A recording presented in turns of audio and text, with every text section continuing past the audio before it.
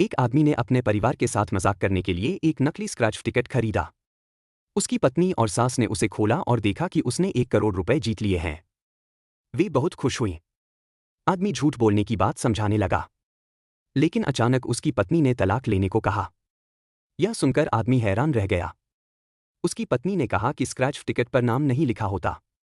जिसके पास पैसा होता है वह उसे ले सकता है। उसने कहा कि इस पैसे से उसका कोई लेना देना नहीं है। तभी उसका सबसे अच्छा दोस्त अंदर आया। बिना किसी झिझक के उसने उसकी पत्नी का हाथ पकड़ा और पूछा कि क्या 1 करोड़ रुपए असली हैं। जब उसने देखा कि वे दोनों कितने करीब हैं, तो आदमी को सच्चाई समझ आ गई। पत्नी ने नाटक करना बंद कर दिया और कहा कि उसका सच्चा प्यार उसका दोस्त ही है। उन दोनों को देखकर आदमी दुखी और हैरान रह गया।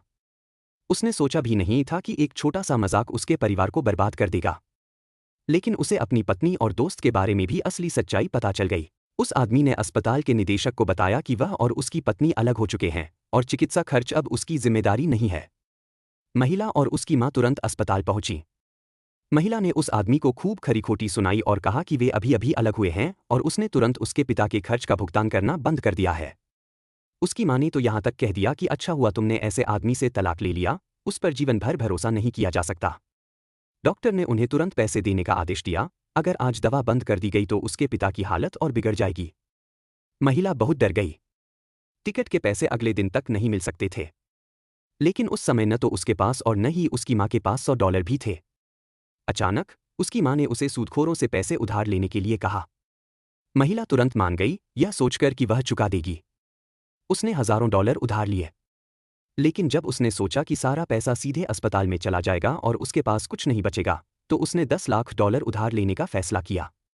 इसी बीच वह आदमी कंपनी में अपने तबादले के लिए गया हुआ था।